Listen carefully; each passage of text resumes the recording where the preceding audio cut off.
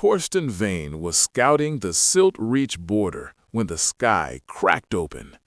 Through the roar of the gale, he heard it, a scream that started as terror and ended in a raw, jagged sound of pure betrayal. It came from the Bone Spire, the jagged precipice marking the High Warden's territory. He looked up just as a small figure plummeted through the lightning-scarred sky. 300 feet. No one survives that drop, not into the freezing, rock-choked currents of the Greywater Basin. Torsten moved with a predator's predatory blur, reaching the bank rank in minutes. He expected a corpse. Instead, he found a miracle. Maren Solvi was dragging her broken body through the shallows. When her eyes locked with his, they didn't hold the dullness of death. They flared with a piercing, supernatural gold-amber light. It was resonance, ancient blood calling to ancient blood. This hollowed-out girl possessed an aura that rifled his own. "Let me die," she rasped, her voice a ghost of a sound. "It's easier if I just—" Torsten touched her brow and felt the filth of it. 18 years of systematic siphoning, a soul bond poisoned by those who should have protected her. "Who did this?" he growled. "Everyone," she whispered. "My father, my mate, they said I was a parasite." Torsten gathered her into his massive arms, his eyes glowing with a matching, terrifying fire. "You aren't dying today," he vowed. "If they went through this much trouble to bury you, you must be the only thing they're afraid of, and I want to see what happens when you wake up angry." 18 years. That's how long Maren Solvi had been told she was broken. That's how long she believed the lie. It started the night of her first shift, when she was 7 years old. Most wolf children experience the transformation as a burst of wild joy, their spirit animal emerging in flashes of silver or copper or storm gray. Maren's wolf had been different. When she shifted, the entire valley lit up like dawn breaking at midnight. Golden light poured from her skin, so brilliant that the pack elders shielded their eyes and whispered words like omen and ancient. Her father, High Warden Grindel Solvi, had smiled then. But it wasn't pride. It was hunger. Within a week, he'd hired a blood mage from the Forgotten Hollows, a skeletal woman who smelled of iron and rot. Together, they carved sigils into Maren's spine, embedding runes that would leash her aura and redirect it. Every full moon, Grendel would take her to the stone chamber beneath their estate and press his palm to her chest. She'd feel the pull, like someone yanking her soul through her ribs. The light would drain from her eyes, flowing into him, making him stronger, faster, more radiant. "You're helping the pack," he'd tell her afterwards, as she lay shivering on the cold floor. "Your wolf is unstable. Without me channeling it properly, you'd destroy yourself. This is mercy, Maren." She believed him. She had no reason not to. He was her father. He was the High Warden. And when she looked in the mirror, she saw exactly what he said she was. Pale, hollow-eyed, weak. A parasite who needed to be controlled. Then came Sigrid. Sigrid was Grendel's illegitimate daughter, born to a rival pack's alpha and raised in secrecy until she was 15. When she arrived at the Solvi estate, she was everything Maren wasn't. Fierce, confident, radiant. Her wolf was a sleek silver predator, and when she shifted, the pack cheered. Grendel introduced her as family and told Maren to share her room. Within a month, Maren noticed that Sigrid had started joining the monthly rituals. She'd stand beside Grendel, one hand on Maren's shoulder, the other pressed to her own chest. And when the siphoning ended, Sigrid would practically glow. "Don't look at me like that," Sigrid had hissed one night, catching Marin's gaze in the reflection of the ritual chamber's bronze mirror. You should be grateful someone can make use of what you waste. Marin looked away. Grateful. Yes, that's what she should be. The final betrayal came on her 20th birthday, when the mate bond snapped into place. Jarl Alpha Håkon was the son of the Northern Ridge Alpha, a warrior whose reputation was built on brutality and conquest. He was handsome in the way glaciers are beautiful, cold, sharp, and utterly unforgiving.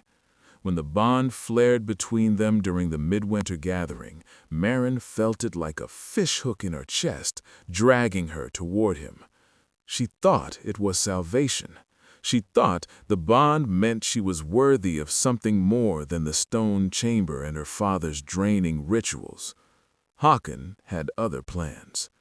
He accepted the bond publicly because rejecting a mate bond in front of the gathered packs would make him look weak. But privately, he made his position clear. "You're a liability," he told her the night before their bonding ceremony, his gray eyes flat and merciless. "Your father's been draining you dry to keep himself and that silver brat strong. Do you think I want a mate who can barely hold her shift? You're an embarrassment." Marin's voice had cracked. "Then why accept the bond?" "Because I need Grendel's support for my claim to the High Warden seat. Once I have it, once I've secured the pack's loyalty." He leaned in close, his breath cold at her ear. "I'll find a way to break this bond, or you'll have an accident. Either way, you won't be my problem for long." She should have run. She should have fought. But 18 years of conditioning had carved the fight out of her. So she nodded, numb, and let him lead her to the altar the next day. The bonding ceremony was a spectacle. Grendel presided, his aura blazing with stolen light. Sigrid stood beside him, resplendent in silver and white. Håkon played his part perfectly, all cold smiles and possessive touches. And Marin stood there, hollow, feeling the bond settle into her chest like a chain. The betrayal came 3 days later. Håkon called a gathering at the Bone Spire, the massive stone outcropping that marked the border between the High Warden's lands and the Wild Territories. He said it was to discuss border security, but when Marin arrived, she found Grendel, Sigrid, and 2 of Håkon's most trusted warriors. "We need to talk about your condition," Grendel said, his voice oily with false concern. "What condition?" Marin's wolf stirred uneasily in her chest. Håkon stepped forward, his expression carved from ice. "You're a drain on the pack's resources. Your instability, your weakness, it's a threat. We've consulted with the Blood Mage. She says the only way to fully stabilize the pack's aura is to sever your connection entirely." Marin's blood turned to frost. "Sever? We're going to kill you," Sigrid said, her smile sharp and vicious. "And then we're going to harvest what's left of your essence. No more waste, no more dead weight." Marin's wolf surged, desperate and panicked. She tried to shift, tried to run, but Grendel moved faster. His hand clamped around her throat, and she felt the familiar pull of the siphon, but this time it was savage, ripping rather than draining. "You should have been grateful," Grendel hissed. "I gave you 18 extra years." Håkon grabbed her arm, dragging her toward the edge of the spire. The wind howled around them, and far below, the gray water basin churned, dark and deadly. "Please," Marin choked out. "I'm your daughter. I'm your mate." "You're nothing," Håkon said, and then he pushed. The fall was endless. The wind screamed in her ears. The lightning illuminated her spinning, tumbling descent, and for a moment, Marin felt something crack inside her. Not bones, but something deeper. The sigils carved in her spine shattered. The seals that had held her wolf captive for 18 years exploded outward in a cascade of golden light. She hit the water like a comet, and when Torsten Vane pulled her from the shallows, her eyes were burning with the fire of something ancient, furious, and finally free. If you can't stand people who betray their own blood for power, hit that subscribe button and let me know in the comments. Type, "Nobody deserves that," because what happened next only got worse. Maren awoke to warmth. It was so foreign, so utterly wrong, that for a moment she thought she was dead, and this was some cruel afterlife designed to mock her. But the pain was too real. Her ribs ached with every breath. Her spine felt like someone had driven nails through each vertebra. And when she tried to move, her body screamed in protest. "Don't." The voice was deep, resonant, and laced with command. "You'll tear the stitches." Maren forced her eyes open. The room was enormous, all dark stone and flickering firelight. Furs covered the bed she lay in, thick and soft. And standing beside the hearth, his massive frame outlined in gold by the flames, was the Alpha King, Torsten Vane. Every wolf in the territories knew his name.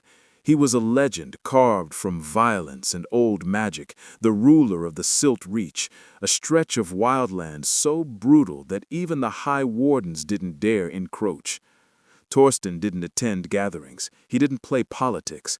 He ruled his lands with absolute authority, and the few who challenged him didn't live to tell the story.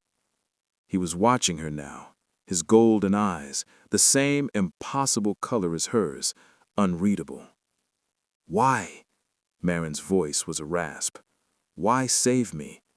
Torsten crossed the room in 3 strides and crouched beside the bed, bringing himself to her eye level.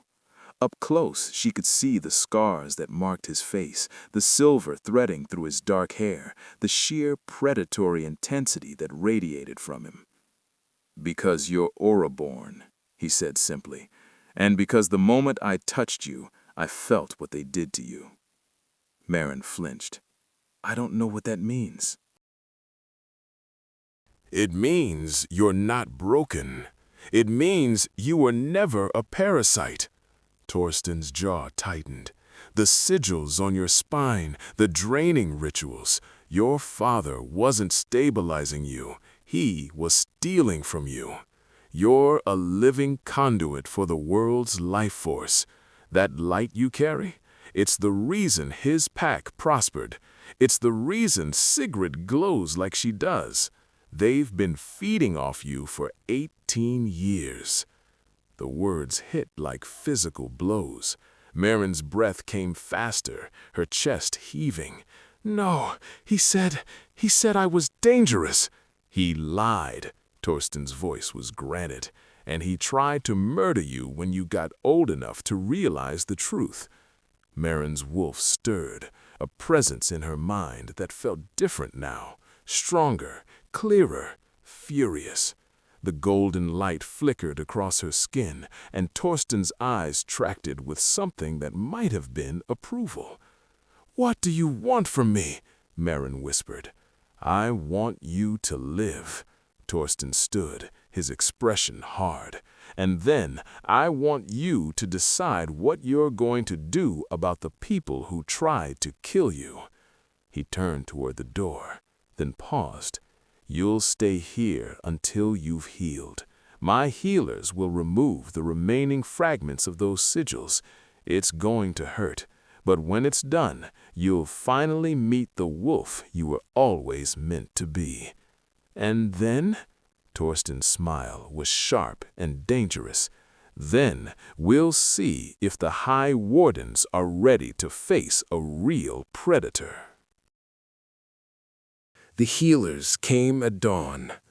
There were 3 of them, ancient wolves with silver hair and eyes that had seen centuries. They moved around Marin's bed with clinical efficiency, laying out tools that looked more like torture devices than medical instruments. "This will be excruciating," the eldest said, her voice matter-of-fact. "The sigils have grown into your bone. Removing them means carving them out." Marin's hands clenched in the furs. "Do it." What followed was agony beyond anything the siphoning rituals had ever inflicted. The healers worked with blades of pure silver, heated until they glowed white-hot. They cut into her back, following the lines of the sigils, peeling away the corrupted magic that had been embedded in her flesh. Marin screamed. She couldn't help it. The pain was a living thing, consuming her from the inside out. Her wolf howled in her mind, rage and anguish twisting together. But beneath the pain, something else was happening.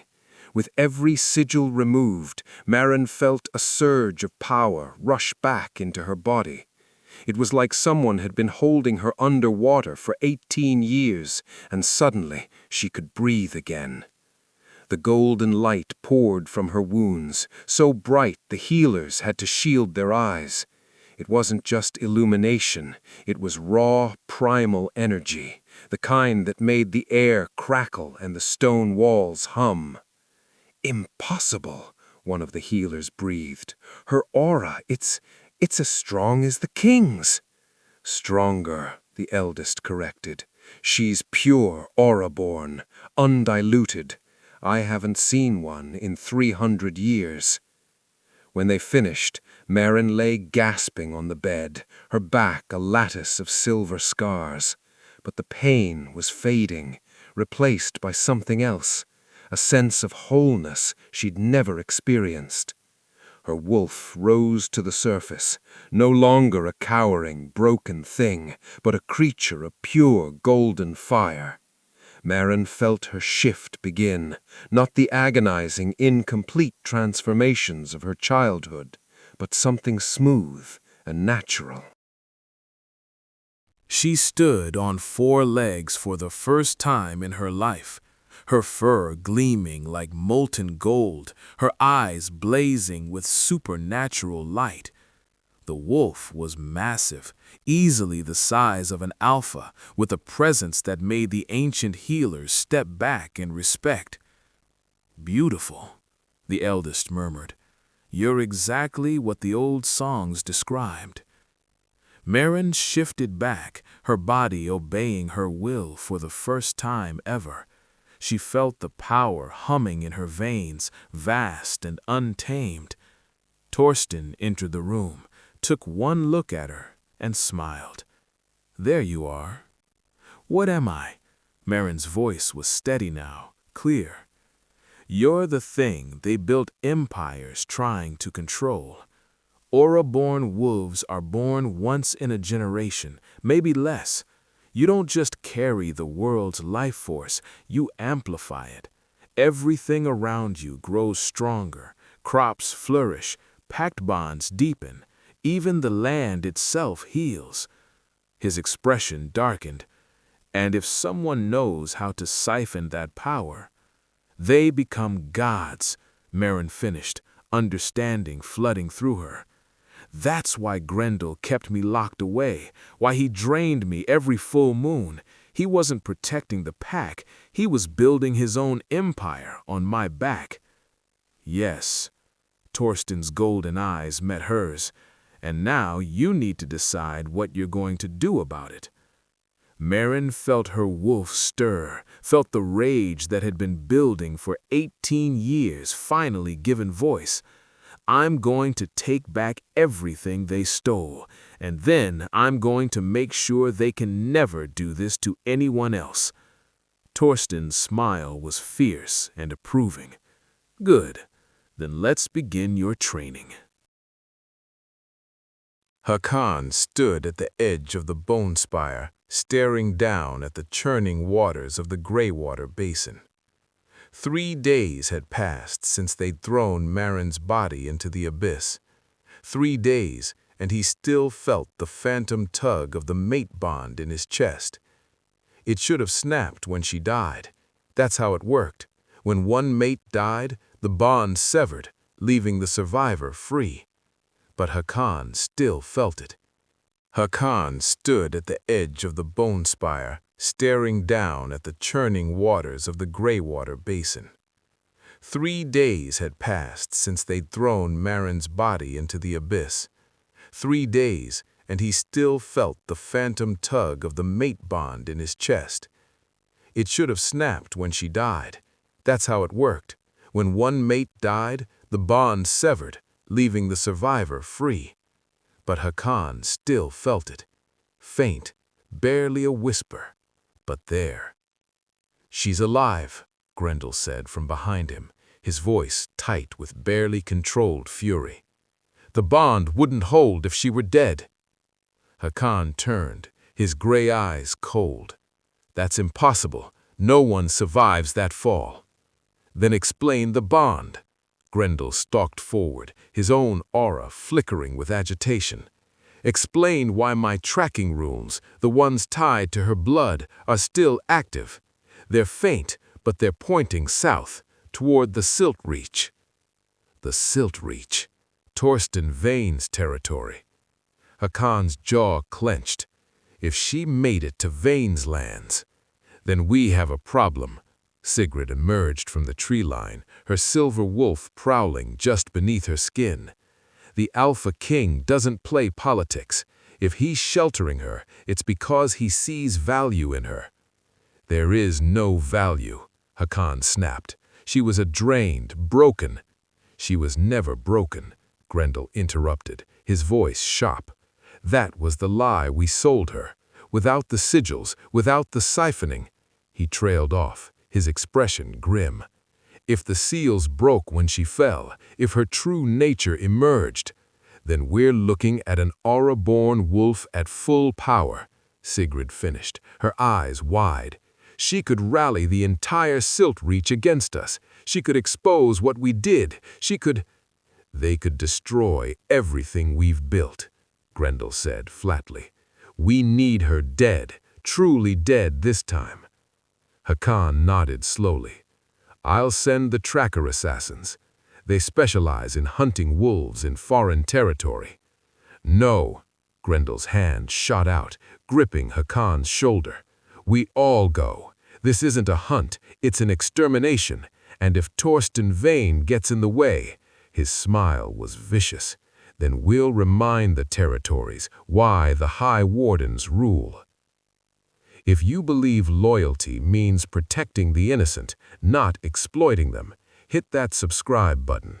People like Grendel won't, and you need to hear what Marin did about it. Training in the Silt Reach was brutal. Torsten didn't believe in easing into power.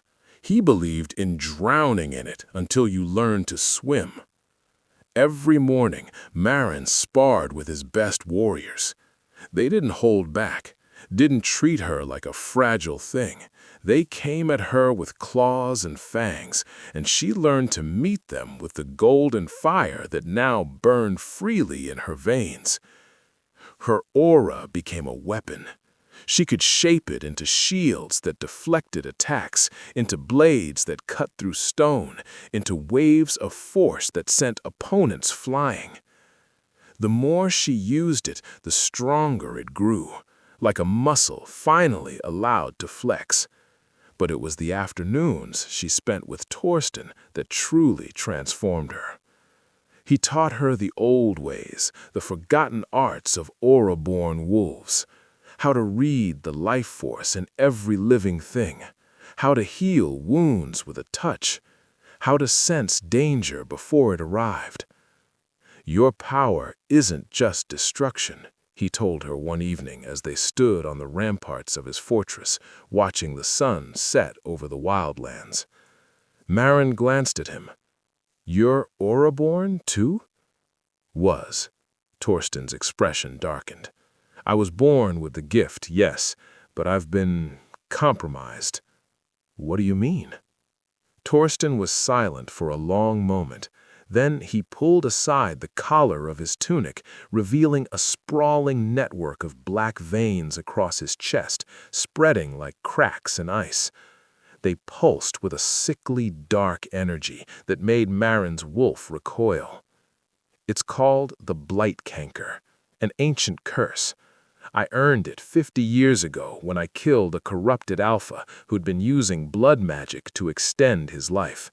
He died laughing, promising I'd join him in the rot. Marin's breath caught. How long do you have? Months, maybe. The blight feeds on aura. The stronger I am, the faster it spreads. His golden eyes met hers. That's why I saved you, Marin.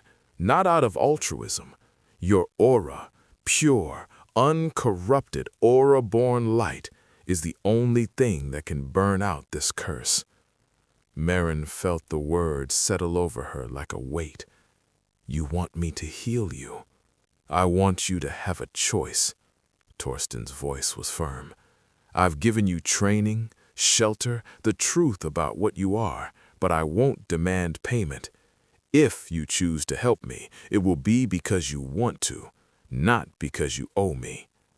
For 18 years, Marin had been used, drained, exploited by people who claimed to love her. And here was the Alpha King, the most powerful wolf in the territories, offering her freedom. She reached out, pressing her palm to his chest, feeling the cold corruption of the blight beneath his skin. Her aura flared, golden light pouring into him, and for a moment the black veins receded. Torsten gasped, his eyes widening. I'll heal you, Marin said quietly, but not just because you saved me, because you gave me something no one else ever did, respect. Torsten's hand covered hers, his grip warm and steady. Then we fight together, because Grendel and Hakan won't stop. They'll come for you, and when they do, we'll be ready. The tracker assassins arrived on the first night of the new moon, when the darkness was deepest. There were 6 of them, elite killers trained by the High Wardens specifically to hunt rogue wolves. They moved through the silt reach like ghosts, their auras suppressed to near invisibility. They expected to find Marin alone, vulnerable, easy prey. They found a fortress on high alert and an aura-born wolf who'd spent 2 months learning to turn her light into a weapon. The first assassin made it as far as the outer wall before Marin's aura blade took his head. The second managed to shift before she drove a spear of golden light through his chest. The third, fourth, and fifth attacked together, coordinating with brutal efficiency. Marin met them with fire. Her aura exploded outward in a dome of searing light, forcing them back. She shifted mid-attack, her golden wolf ripping into them with claws that left trails of burning light. One of them managed to wound her, claws raking across her shoulder, but the injury sealed itself almost instantly, her aura-born healing kicking in. The 6th assassin tried to run. Torsten intercepted him at the gate, his own aura flaring despite the blight's corruption. Tell Grendel that if he wants her, he'll have to come himself and bring an army. The assassin fled, terror radiating from him in waves. Marin shifted back, breathing hard, her body covered in blood, none of it her own. Torsten approached, assessing her with a warrior's eye. You fought well, he said. They'll send more, Marin replied. Yes, Torsten's expression was grim, which is why we're not waiting. We're taking the fight to them. Grendel's army arrived at the Silt Reach border 3 weeks later, 200 wolves strong, led by the High Warden himself, with Hakan and Sigrid at his side. They expected a siege. They expected to overwhelm Torsten's smaller force through sheer numbers. They didn't expect Marin to walk out to meet them alone. She stood in the snow-covered no-man's land between the two forces, her golden aura blazing like a second sun. Every wolf on the battlefield felt it, the raw, primal power of an aura born at full strength. "I'm giving you one chance," Marin called out, her voice carrying on the wind. "Turn back, disband, confess what you did to me and every other wolf you've exploited, or I will tear your empire down stone by stone." Grendel laughed, the sound harsh and mocking. "You're still my daughter, Marin, still weak, still—" Marin raised her hand, and the ground beneath Grendel's feet erupted in golden light. He stumbled back, his aura flickering in the face of her power. "I was never weak. I was stolen from, and now I'm taking it back." The battle that followed would be sung about for generations. Marin fought like a force of nature, her aura sweeping across the battlefield in waves of devastating power. Wolves who'd spent years feeding off her stolen essence found their own strength turned against them, their auras destabilizing in her presence. Torsten led the Silt Reach forces with brutal efficiency, his own power amplified by Marin's proximity. The Blightcanker receded with every moment he spent near her, his strength returning. Sigrid tried to face Marin directly, her stolen silver radiance flaring. "You should be grateful," she screamed. "We made you useful." Marin's wolf surged forward, tackling Sigrid to the ground. "You made me a victim. Now you'll answer for it." She didn't kill Sigrid. Instead, she pressed her palm to Sigrid's chest and pulled, the same way Grendel had done to her for 18 years. Sigrid's aura, all that stolen light, came flooding back into Marin, leaving Sigrid hollow, ordinary, powerless. Live with what you are. Live knowing you were never special, just a thief. Comment: real power can't be stolen if you're Team Marin. The High Warden's empire can't win. Now, watch what happens when she finally confronts the man who destroyed her. Hakan met her at the center of the battlefield, the mate bond burning between them like a poisoned brand. "You should have stayed dead," he said, his gray eyes hard. "You should have been honest," Marin replied. "The bond could have been beautiful. Instead, you turned it into chains." Hakan shifted, his massive gray wolf lunging for her throat. Marin met him in her own wolf form, golden against gray, fire against ice. They tore into each other with savage intensity, claws and fangs seeking killing blows. The mate bond screamed in protest, trying to stop them from hurting each other, but both had learned to ignore it. Marin was stronger, faster. The 18 years of stolen power had been returned to her, and she wielded it with precision Hakan couldn't match. She pinned him, her jaws closing around his throat, ready to end it. But she didn't. Instead, she shifted back, pressing her hand to his chest. Hakan's eyes widened in terror as he felt what she was doing, not draining his aura, but severing his connection to his wolf entirely. "No!" Hakan screamed. "You can't!" "I can," Marin said coldly, "and I am. You wanted me powerless? Now you'll know how it feels." The severance was absolute. Hakan collapsed, his wolf ripped away, leaving him mundane, human, ordinary. The mate bond shattered like glass, and Marin felt the last chain fall away. "Live," she told him, her voice devoid of mercy. "Live in the lands you once ruled, knowing you'll never shift again. Knowing that every wolf who sees you will remember what you tried to do.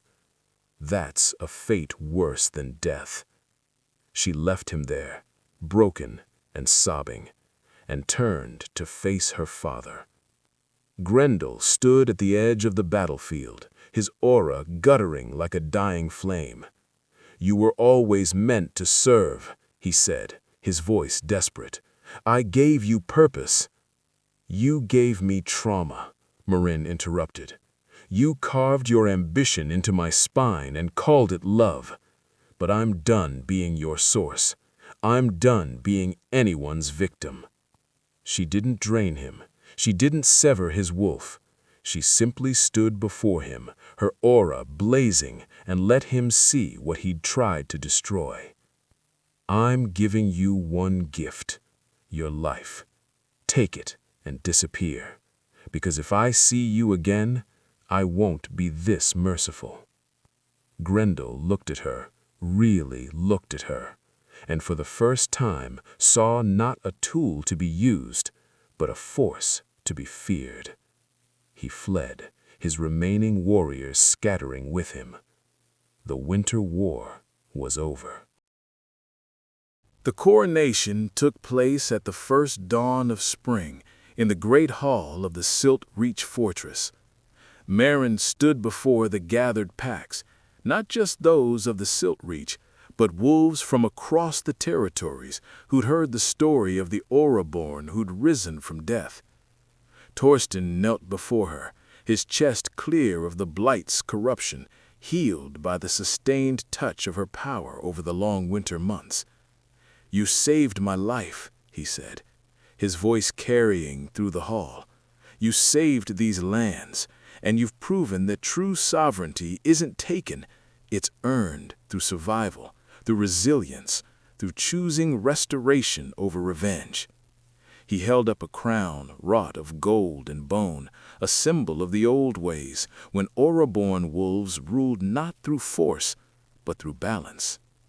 "I claim you to my equal," he said, "as my mate if you'll have me, as my queen, which you already are." Marin felt the new bond forming between them, not a chain this time, but a bridge, equal, respectful, built on truth. She took the crown and placed it on her own head. "I am Marin Solvi," she said, her voice ringing with power. "I am Auraborn. I am survivor. I am queen, and I will build a kingdom where no wolf is ever drained, exploited, or silenced again." The hall erupted in howls of approval, the sound rolling across the territories like thunder. Torsten stood, taking her hand, and together they faced their people, the Alpha King and the Aura Queen, the beginning of a new era. Outside, the sun rose golden over the Silt Reach, and for the first time in 18 years, Marin felt whole. If you watched or listened up to this point, comment the country you are watching this from and represent your country. She had fallen from the spire as a victim. She rose from the river as a force of nature, and the territories would never be the same.